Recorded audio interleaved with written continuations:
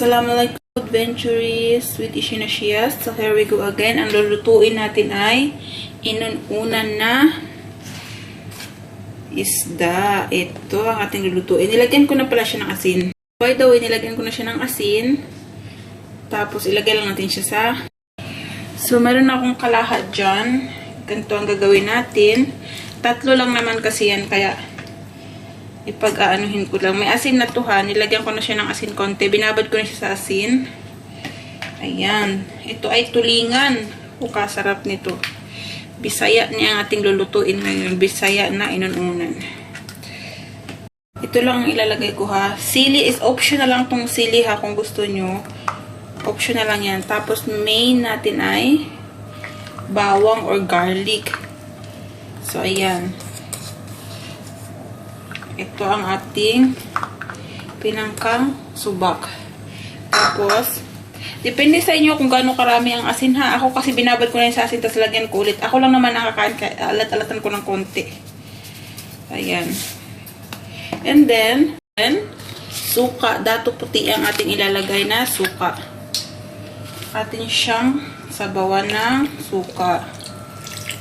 Depende sa inyo. Papakuluan natin siya sa suka.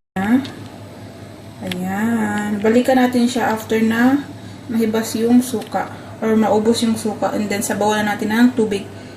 Sabawan pa natin yan ng tubig para ilatan ng 1 oras. So, see you later.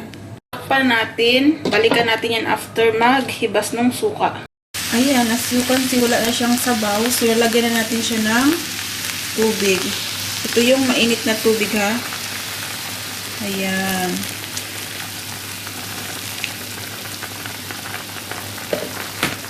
Depende sa inyo kung gaano kadami ng tubig ilagay nyo ha. Basta hanggang sa mag-apaw yan siya ganyan.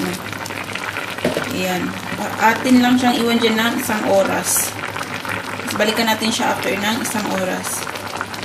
Oh, kasarap. So, ito na yung ating inununan na tulingan. Luto na siya. As you can see naman.